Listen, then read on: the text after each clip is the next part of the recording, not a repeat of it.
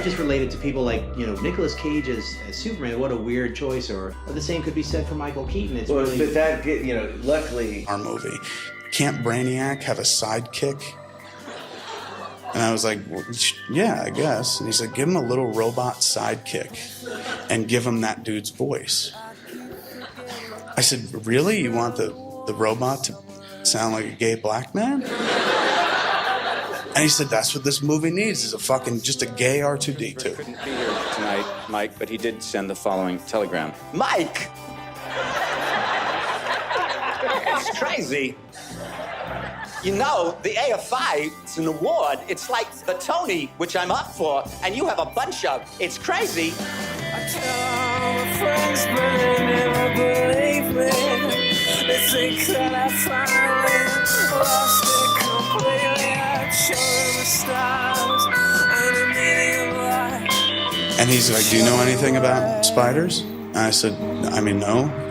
And he said, well, they're the fiercest killers in the insect kingdom.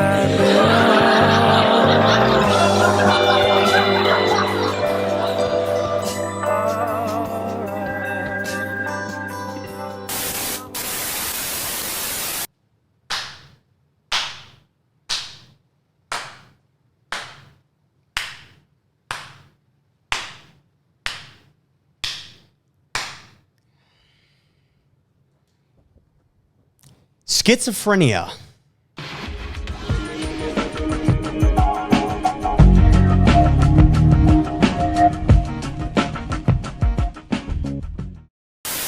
This will be my last cape shit video for a while, but I figured this one was topical. With James Gunn attempting to reconstruct a broken corpse of a universe, he's announced most of the cast for his Superman reboot, Superman Legacy. But old Jim, he's got himself a conundrum ahead of him. How to present the Man of Steel. If you're a Snyder Chad like myself, the stoic Randian Ubermensch portrayed by Henry Cavill was and is the pinnacle of that character as presented on film.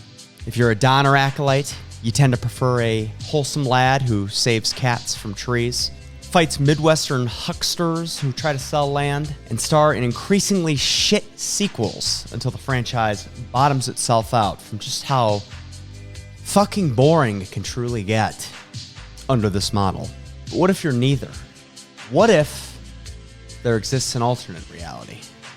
An alternate reality and a multiversal scenario in which Tim Burton rebooted the franchise in the 1990s with 3 separate drafts of a screenplay written by a pre-weed Kevin Smith, the guy who did Cape Fear, Wesley Strick, and the writer and director of Nightcrawler, Dan Gilroy. And last but certainly not least, what if their Superman was Nicolas Cage? A Nicolas Cage who would have fought a giant fucking spider possessed by the conscience and voice of one Christopher Walken. If you're at all like me, in a sense, schizophrenic, you'd like to know, well, first, what dimension of cosmic reality did they pull this from? But secondarily, what would that have looked like? So after the Superman franchise died with the failure of Superman 4, The Quest for Peace, there were a few attempts to reanimate its bloated and increasingly gangrenous corpse, with a few attempts at a script for a 5th installment. They even enlisted Cary Grant from the DC Comics division to develop a pass on the material. But unfortunately, Christopher Reeve's injury in the mid-90s necessitated a recast. There were a few attempts to get the film off the ground, with writers Jonathan Lemkin and Gregory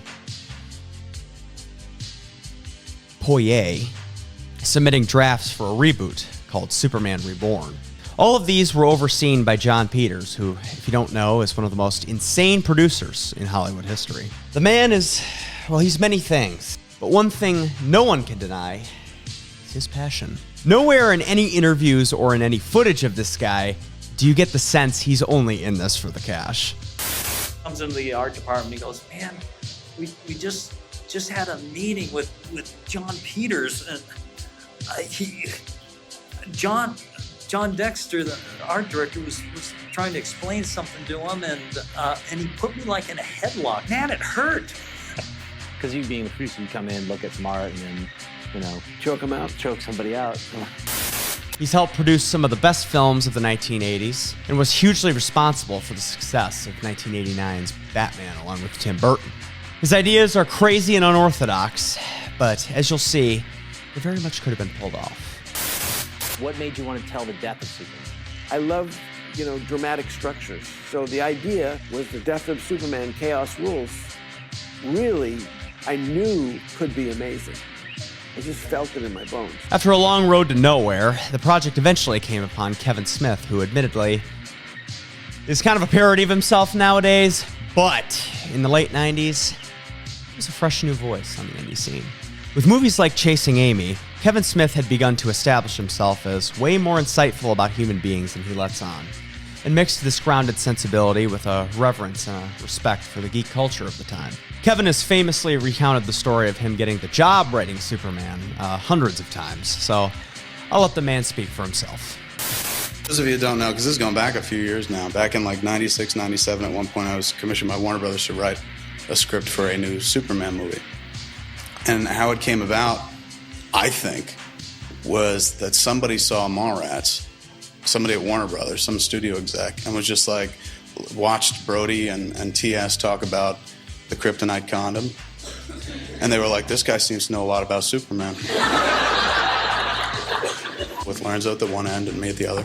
And they're all like, tell Lorenzo what you told us about Superman. And so I launch into my spiel and shit, and Lorenzo's the first guy that was like, well, what would you do differently? And I said, well, I hadn't thought about it, but I mean, I guess you could try this, and that.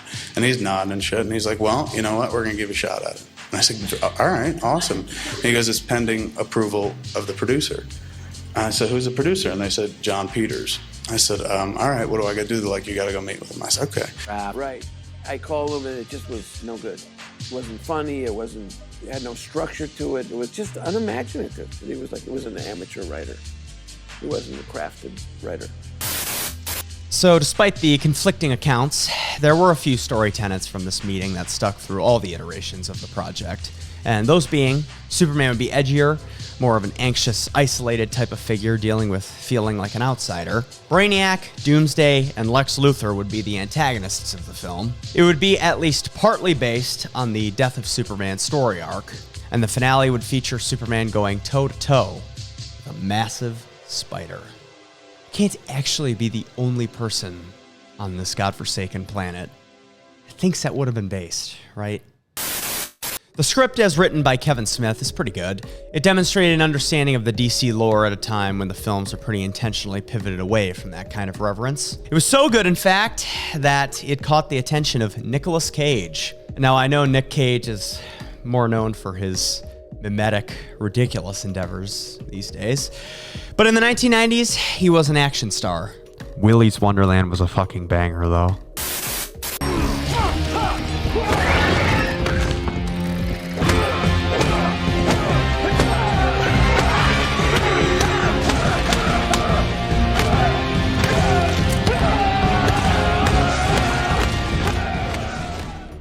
Perfection. With Nick Cage on board, Kevin Smith suggested Tim Burton to direct, figuring Burton was a big reason for Batman's successful reinvention with the Michael Keaton films. Tim Burton agreed, but not before replacing Kevin with his own choice of writer, Cape Fear's Wesley Strick. See you, chump. Wesley Strick was brought onto the film with the express purpose to divorce the film from too much reverence to the source material and play up Superman's characterization as a lonely misfit. Changes to the script included removing the Eradicator character, who in Smith's draft was responsible for reviving Superman after he was killed by Doomsday.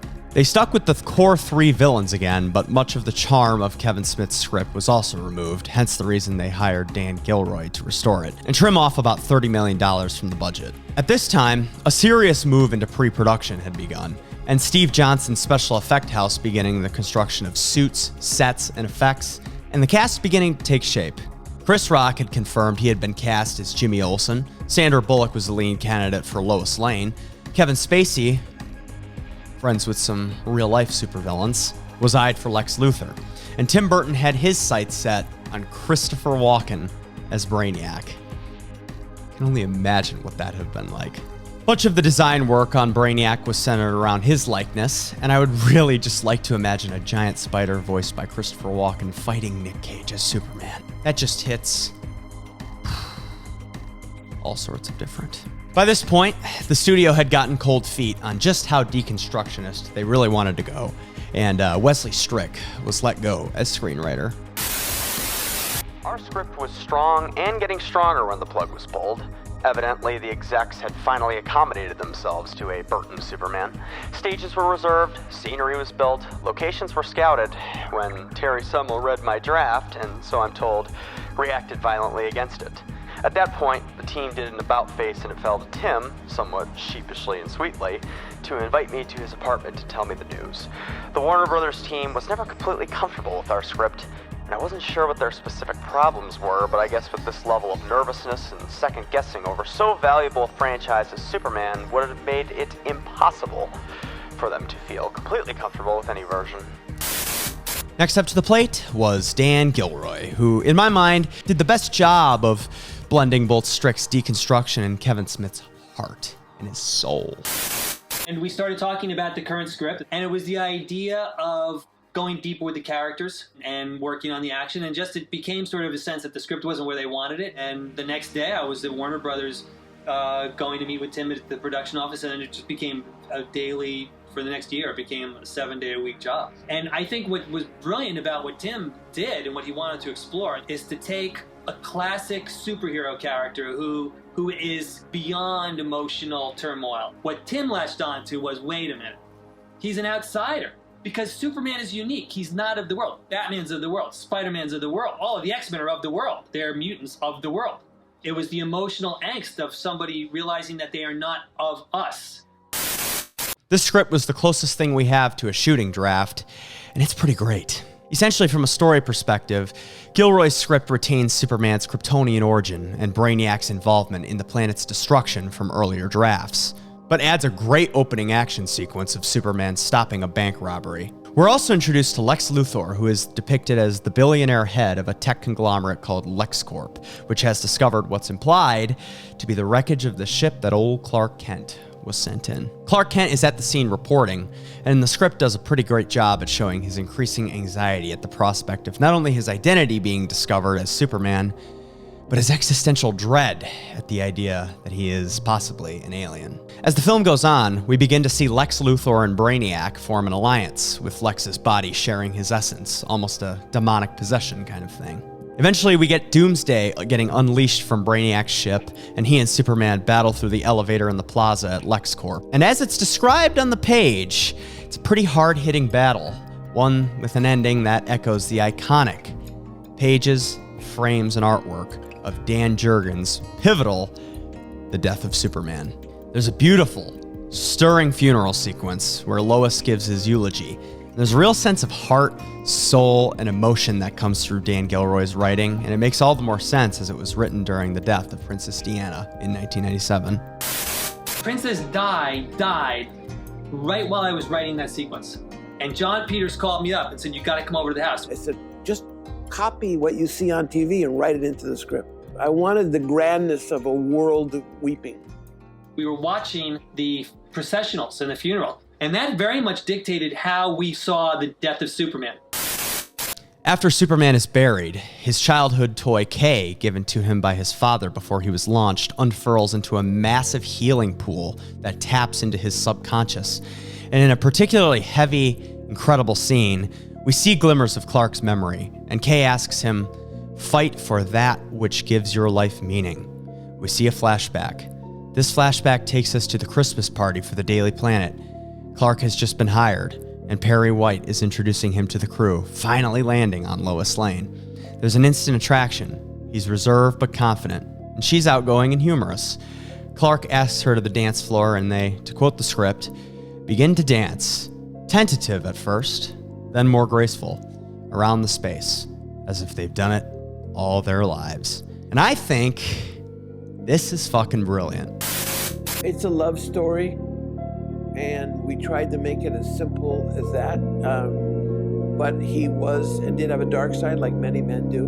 On the other hand, he was extremely vulnerable because he didn't really have anybody, and he was alone. she gave him the strength of feeling, you know, like that he was who he was, and that she loved him anyhow.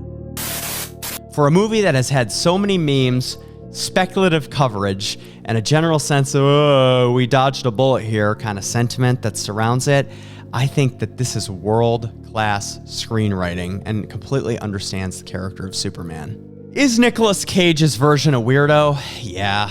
Is he a mismatched, scattered kind of guy trying to find his place in the world? Yeah.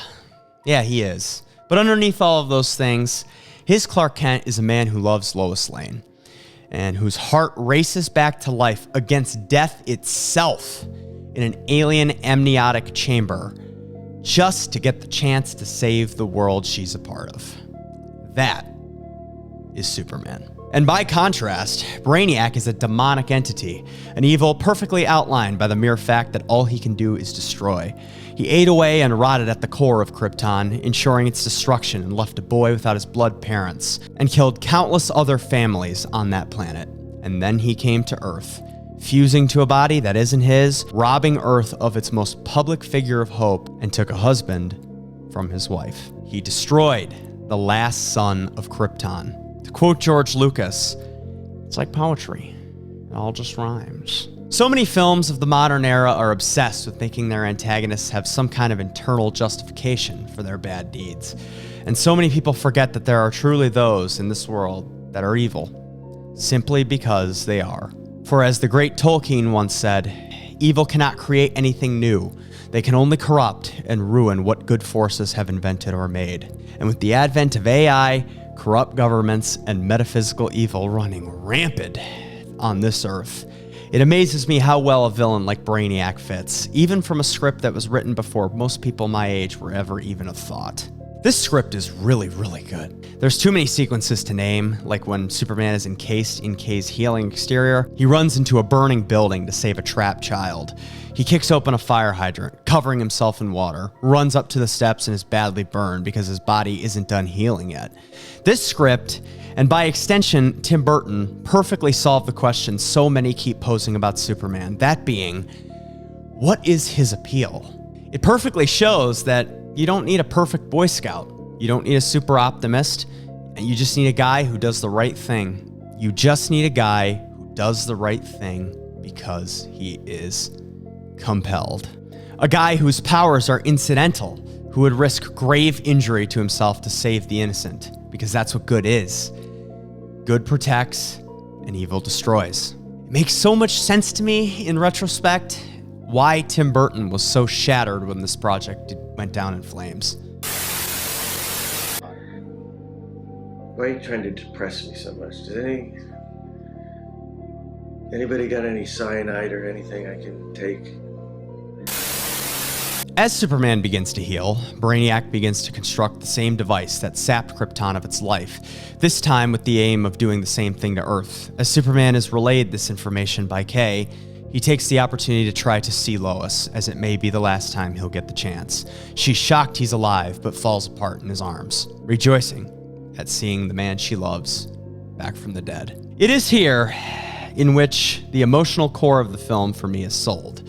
The moment upon which I read that I became convinced, beyond all the memes, beyond all the theories, and beyond all the development hell, beyond all of the millions of burned dollars of wasted production cost, we were robbed of an all-time great Cape Kino. Verbatim from the script, Clark says, "Lois, there were things I never said, never could say until now.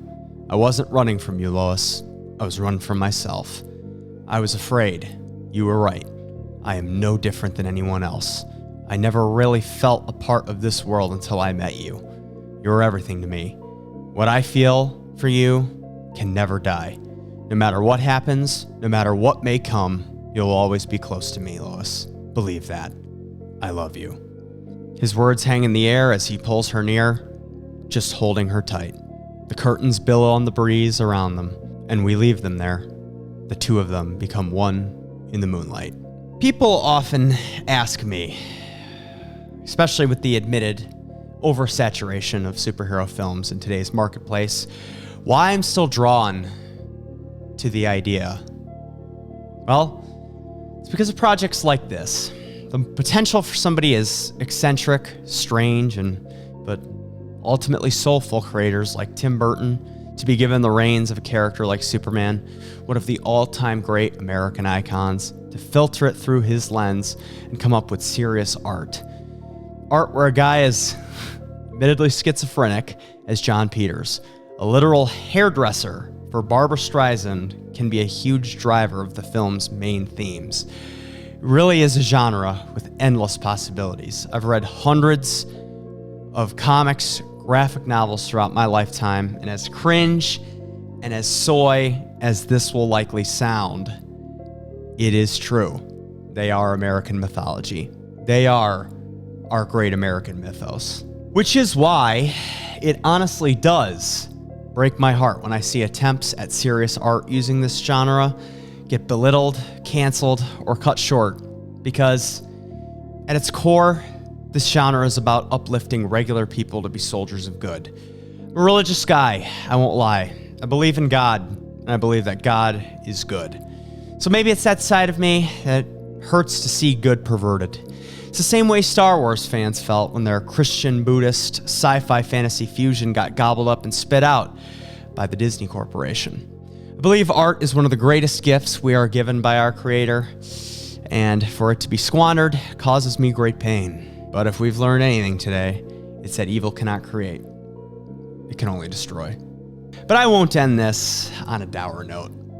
I think it's important to spotlight those who are doing good, those who do their best to document and create great art. People like Supervoid Cinema, who have created hours-long documentaries about films that were never made, and who a great debt I owe in terms of information about this film.